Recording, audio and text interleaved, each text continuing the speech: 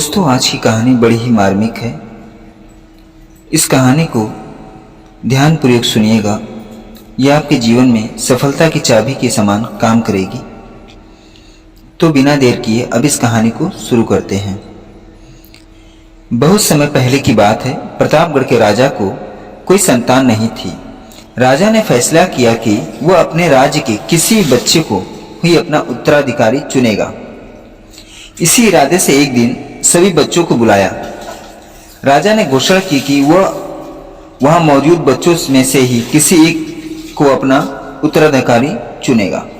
उसके बाद उसने सभी बच्चों को एक छोटी सी थैली बंटवा दी और बोला, प्यारे बच्चों, आप सभी को जो थैली दी गई है उसमें अलग अलग पौधों के बीज हैं।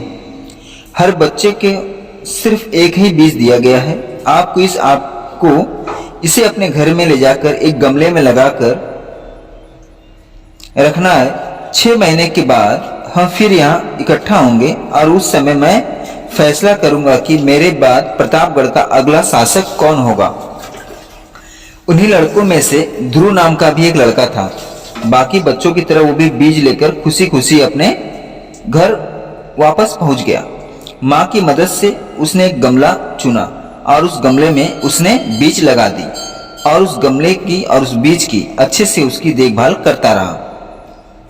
दिन बीतने लगे। हर हफ्ते 2 हफ्ते बाद भी ध्रुव के गमले में पौधे का कोई नामो निशान नहीं था। वहीं अब आसपास के कुछ बच्चों के गमलों में उपज दिखने लगी थी। ध्रुव ने सोचा कि हो सकता है उसका बीज कुछ अलग हो और कुछ ही दिनों बाद उसमें से कुछ निकले। और ऐसा सोचकर वह पूरी लगन से गमले की देखभाल करता रहा। पर 3 महीने बीत जाने पर भी उसका गमला खाली था। वहीं दूसरी ओर बाकी बच्चों के गमलों में अच्छे खासे पौधे उग गए थे। कुछ में तो फल फूल भी दिखाई देने लगे थे। ध्रुव का खाली गमला देख सभी उसका मजाक बनाते, उस पर हंसते। यहाँ तक कि कुछ बड़े बुजुर्ग भी उसे बेकार में मेहनत करने से मना करते। पर इसके बावजूद ध्रुव ने हार नहीं मानी और लगातार गमले की देखभाल करता रहा। देखते देखते 6 महीने बीत गए और राजा के सामने अपना गमला ले जाने का दिन आ गया। ध्रुव चिंतित था क्योंकि अभी भी उसके गमले में कुछ नहीं निकला था। वो मन ही मन सोचने लगा, अगर मैं ऐसे ही राजा के सामने चला गया तो सब लोग मुझ पर कितना हंसेंगे और कहीं राजा भी मुझसे नाराज हो गया और सजा दे दी तो किसी को यकीन नहीं होगा कि मैं बीज में रोज पानी डालता था। सब मुझे कितना आलसी समझेंगे। मैं ध्रुव की माँ काफी परेशान लग रही थी।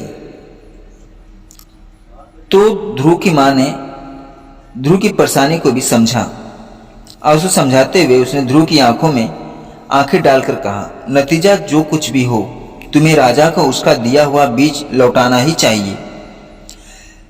तय दिन सभी बच्चे राजमहल के मैदान में इकट्ठा हो गए। वहां एक से बढ़कर एक पौधों का अंबार लगा था। रंग बिरंगे फूलों की खुशबू से पूरा महल सुगंधित हो गया था। ध्रुव का खाली गमला देख बाकी बच्चे उसका मजाक उड़ा रहे थे कि तभी राजा के आने की घोषणा हुई। सभी बच्चे शांति से अपनी जगह खड़े हो गए। सबके अंदर बस एक ही प्रश्न चल रहा था कि कौन बनेगा राजा। राजा बच्चों के बीच से होकर आगे बढ़ने लगे।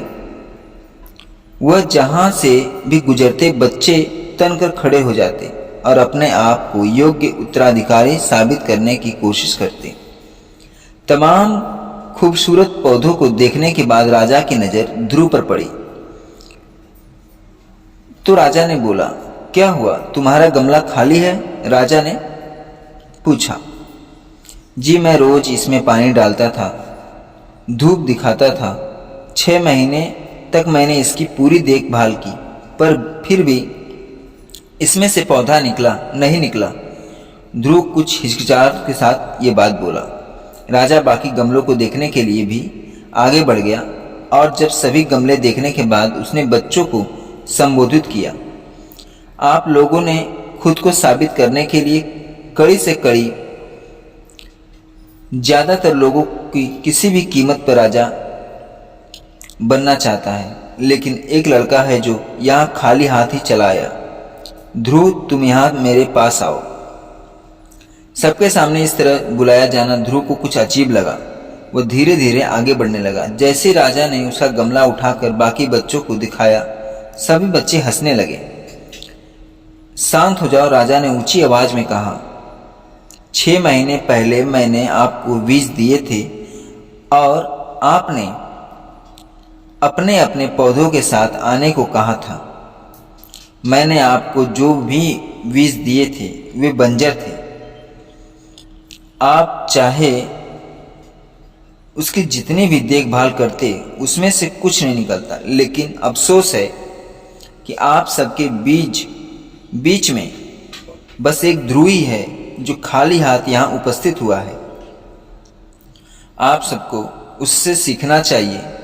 पहले तो उसने ईमानदारी दिखाई कि और लोगों की तरह बीज में से कुछ ना निकले पर दूसरा बीज नहीं लगाया, और उसके बाद खाली गमले के साथ यहाँ आने का साहस दिखाया, ये जानते हुए भी कि लोग उस पर कितना हंसेंगे, उसे कितना अपमानित करना होगा, अपमान सहना पड़ेगा।